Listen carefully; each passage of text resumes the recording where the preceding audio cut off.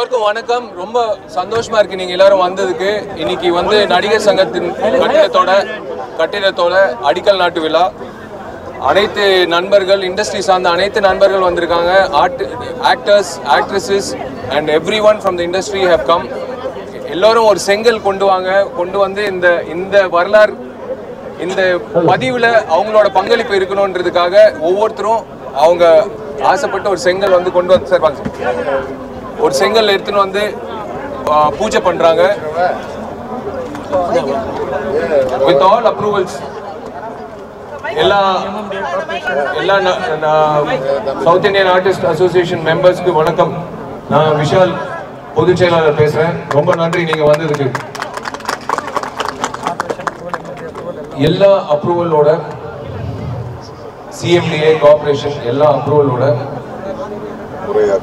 முறையாக இந்த கட்டடம் முறையாக கட்டப்படும்.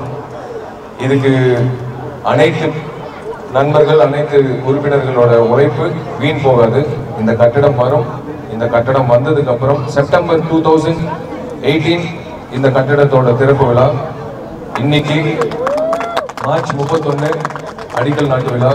எல்லோரும் வந்து பெரியவங்க அத்தனை பேரும் வந்து வாழ்த்துறாங்க. ஒரு செங்கல் வச்சு பூஜை பண்ணி இந்த கட்டடம் ரொம்ப சிறப்பாக வரும்.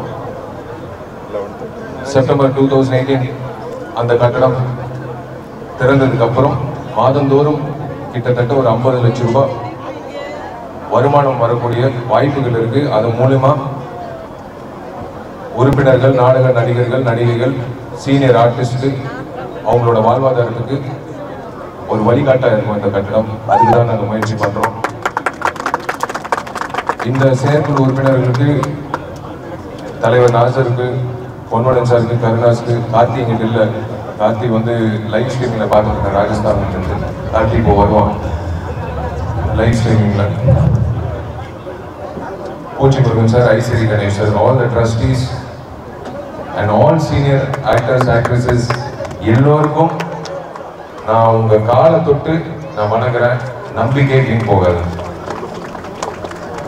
சத்தியமா சொல்றேன், இந்த கட்டடம் வந்தால் நல்லது நடக்கும் என்ற அடிப்படையில் தான் நாங்கள் வந்து எல்லா தடைகளும் தாண்டி, எல்லா இடைஞ்சல்களும் தாண்டி, சின்ன வயசு பாஷையில் சொன்னா ஏறி மிதிச்சுட்டு போயிட்டே இருக்கும். யாராலையும் எங்களை தடுக்க முடியாது. நாங்கள் வந்து கஷ்டப்பட்டது எங்க குடும்பம் நல்லா இருக்கணுன்றதுக்காக அல்ல, இந்த உறுப்பினர்கள் நல்லா இருக்கணுன்றது மட்டும்தான்.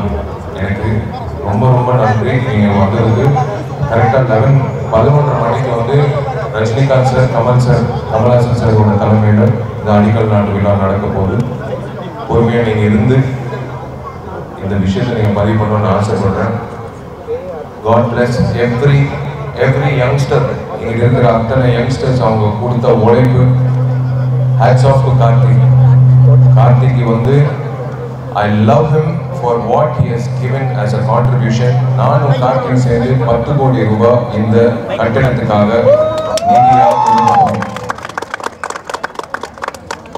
இந்த கட்டணம் சிறப்பா வரும். இந்த நடிகர் சங்கம் என்னைக்குமே ரொம்ப சிறப்பா செயல்படணுன்றது எங்களோட நோக்கம். அனைத்து மீடியா நண்பர்களுக்கு ரொம்ப ரொம்ப நன்றி. இது ஒரு நல்ல ஒரு நிகழ்ச்சி. இட்ஸ் பில்டிங் கட்டிட்டு பேசுறோம். சீனியர் ஆர்டிஸ்ட் எல்லோருக்கும், வனிஷ்ரீ அம்மா, சாரதாம்மா, எல்லோருக்கும், சத்யம்மா, எல்லோருக்கும் நான் சொல்ற ஒரே விஷயம், நீங்க வாழ்த்தும் போது எங்களுக்கு வந்து அது மட்டும் போதும். We want to do good to this Actors Association. வேற எதுவுமே இல்லைம்மா. என்னைக்குமே வந்து உங்க பிள்ளைகளா நாங்கள் தப்பு செய்ய மாட்டோம். ஒரு பைசா நாங்கள் வந்து அதுலேருந்து எடுக்க மாட்டோம். நாங்கள் என்றைக்குமே நல்லது மட்டும்தான் செய்வோம், நல்லது மட்டும்தான் யோசிப்போம். இந்த இளைஞர்களுக்கு வந்து நீங்கள் வாழ்த்துறதுல ரொம்ப ரொம்ப நன்றி. அதுக்குரிய தமிழர்களுக்கு உலகம் பூரா இருக்கிற தமிழர், தெலுங்காரங்க, கன்னடக்காரங்க, மலையாளி, ஹிந்தி எல்லாருக்கும், இந்தியாவில் உள்ள அத்தனை பேருக்கும் என்னுடைய வணக்கத்தை தெரிவித்துக் கொள்கிறேன். இன்றைய தினம் நடிகர் சங்கம் வளாகத்துக்கு அடிக்கல் நாட்டு விழா நடக்கிறது. இந்த நடிகர் சங்கத்துக்கு இந்த இடத்தை வாங்கி தர முக்கியமாக இருந்த புரட்சி தலைவர் எம்ஜிஆர் அவர்களுக்கு நன்றியை தெரிவித்துக் கொள்கிறேன். இதற்கு முன்னாலே இருந்த வளாகத்தை கட்டிய நடிகர் தலைவர் சிவாஜி அவர்களுக்கும் என்னுடைய வணக்கத்தை தெரிவித்துக் கொள்கிறேன். இந்த புதிய அமைப்பு பொறுப்பேற்ற ஒரு வருடங்களுக்குள்ளாகவே இந்த வளாகத்தை கட்டுவதற்கு அத்தனை முயற்சிகளும் எடுத்து இந்த புதிய அமைப்பு தலைவராக நாசர் அவர்களையும் செயலாளராக விஷால் அவர்களையும் துணைத் தலைவர்களாக பொன்வண்ணன் கருணாஸ் அண்ட் பொருளாளராக கார்த்திக் அவர்களையும் கொண்டு அத்தனை செயற்குழு உறுப்பினர்களும் ஒற்றுமையோடு இருந்து இந்த திட்டத்தை இன்றைக்கு அடிக்கல் நாட்டுகின்றார்கள். தம்பி விஷால் சொன்னது போல 18ஆம் ஆண்டு இந்த வளாகம் திறக்கப்படும் என்று சொன்னால் மிக மகிழ்ச்சியாக இருக்கிறது. புதியவர்கள் இளைஞர்கள் எடுத்த முயற்சி எப்பவுமே முயற்சி மெய்மறந்த கூலி தரும் என்பது போல இவருடைய முயற்சி பெரிய முயற்சி. எத்தனை தடைகள் வந்தாலும் அதையெல்லாம் எதிர்த்து அதெல்லாம் சமாளித்து இன்னைக்கு அடிக்கல் நாட்டுறாங்கன்னா இது சரித்திரத்தில் எழுதக்கூடிய ஒன்று. இதுக்கு முக்கியமாக பூச்சி முருகன் அவர்கள் இதுக்கு முக்கிய காரணம்னு சொல்லலாம். ஐஸ்வரி கணேசன் சார் அவர்கள் இருக்காங்க, மற்றும் கலைஞர்கள் அத்தனை பேரும் என்னை விட மூத்த கலைஞர்களும் இருக்கிறார்கள், நாடக கலைஞர்களும் இருக்கிறார்கள். இந்த வளாகம் கட்டப்பட்டு இந்த கலைஞர்களுடைய நல்வாழ்வுக்காக இந்த முயற்சி நிச்சயமாக வெற்றி பெறும். இறைவன் அருள் புரிவார். இது தம்பி விஷால் சொன்னது போல அடுத்த ஆண்டு இந்த கட்டடம் இங்கு பிரம்மாண்டமாக திறப்பு விழா நடக்கும் என்பது பெரும் மகிழ்ச்சியாக இருக்கிறது. என்னுடைய வாழ்த்துக்களை அவர்களுக்கு சொல்கிறேன். இந்த கட்டடம் கட்டியவுடன் தான் திருமணம் என்று விஷால் சொல்லியிருக்கிறார்கள். அநேகமாக முதல் திருமணம் இந்த வளாகத்திலே தம்பி விஷாலுடைய திருமணமாகத்தான் இருக்கும் என்று நான் நினைக்கிறேன்.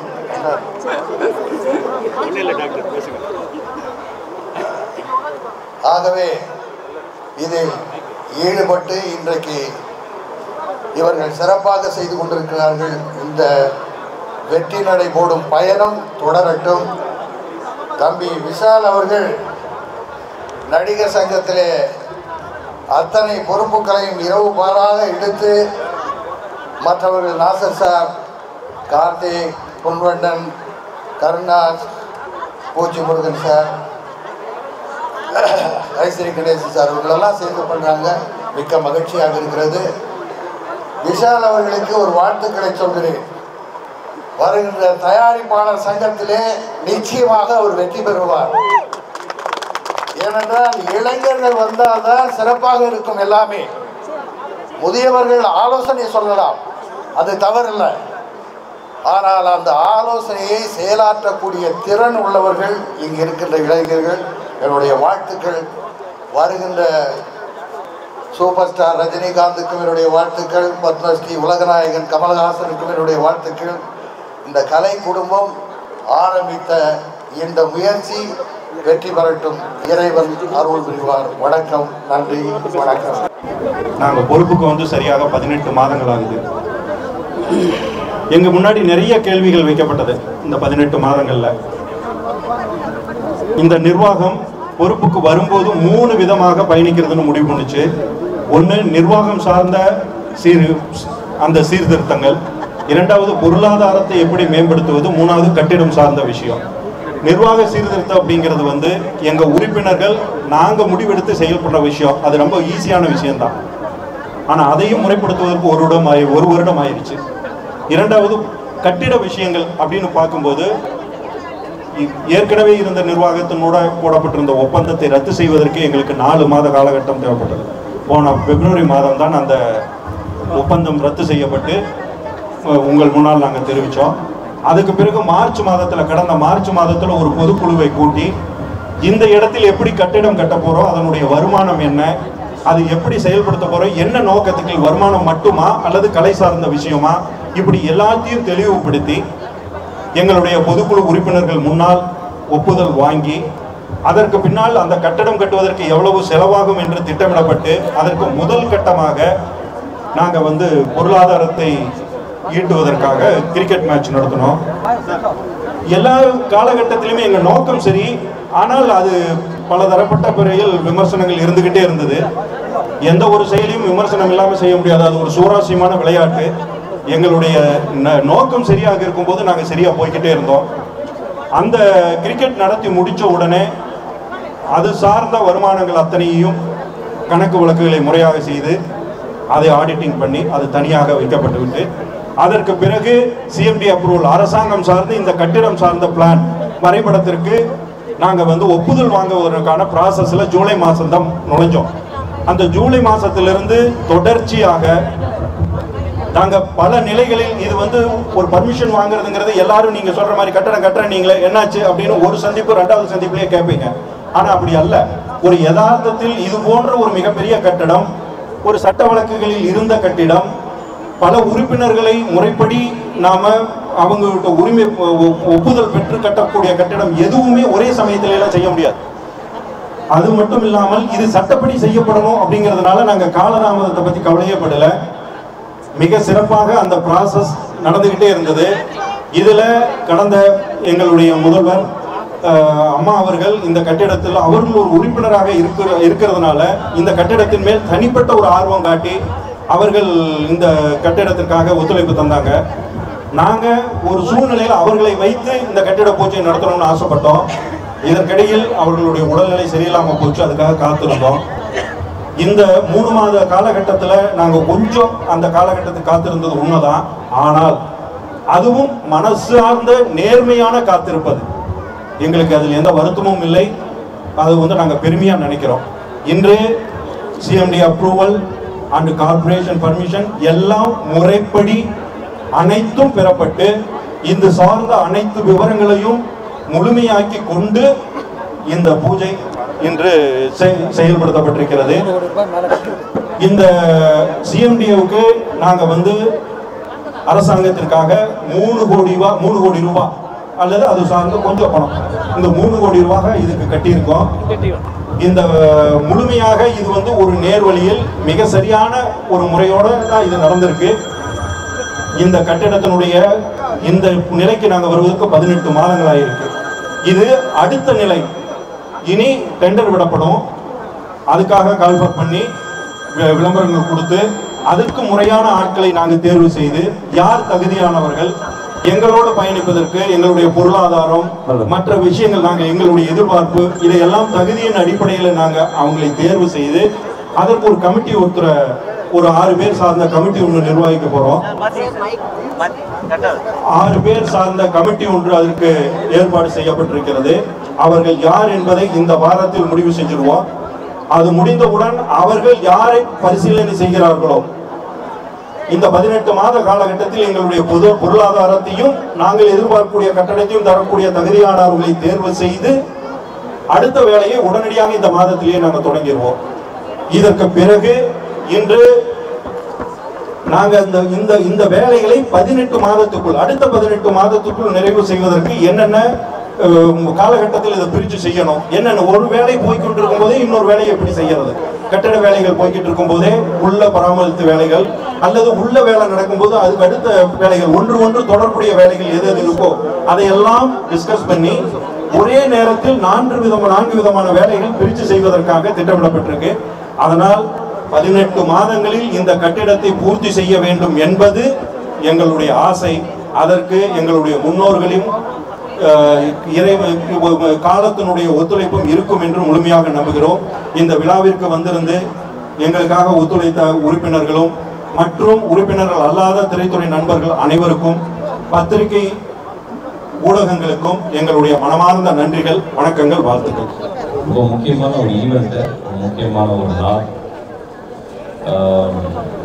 ஒரு ஆதி இடத்தை நாங்கள் பெற்றுக்கொண்டதை போல உணர்கிறோம். என்னுடைய பாட்டனின் வீடாக இந்த இடத்தை நான் பார்க்கிறேன். என்னுடைய ஆதி பாட்டனின் வீடாக இந்த இடத்தை பார்க்கிறேன். இந்த இடத்தில் எங்கள் வாழ்க்கை ஆரம்பித்தது, கலை என்ற வாழ்க்கை. அதில் ஒரு பெரிய கூடு கட்ட போகிறோம். அதில் கலை மூலம் வாழ்ந்து கொண்டிருக்கிற எல்லா பறவைகளும் இந்த கூட்டில் வந்து வாழும். ரொம்ப சேஃபாக இருக்கும். ஒரு மிகச்சிறந்த ஒரு ஃப்யூச்சருக்கு இந்த ஒரு இடம். இது ஒரு மனசுன்னு கூட சொல்லலாம். இந்த மனசுல இருந்து எல்லா கலை தாயின் குழந்தைகளும் சிறகடித்து பறக்க போகிறாங்க. ரொம்ப சந்தோஷமா இருக்கு. Very happy to be here. என்னுடைய ஒரு செங்கலை நான் நேற்று இரவு தேடி பிடிச்சி வாங்கி வச்சிருக்கேன். இந்த கட்டடத்திற்குள் என் ஒரு செங்கல் இருக்கும் என்பதை என்னுடைய குழந்தைகளுக்கும் என் குழந்தைகளின் குழந்தைகளுக்கும் ரொம்ப பெருமையாக நான் சொல்ல போகிறேன். எனக்கு இந்த வாய்ப்பு கொடுத்த இங்கே என்னுடைய தம்பி, என்னுடைய குழந்தை விஷாலுக்கு தான் நான் இது சொல்லுவேன். எனக்கு தெரியும், this is one man's achievement. I am very proud of you and I am very proud of you and I am very proud that I am associate with you. Thank you so much.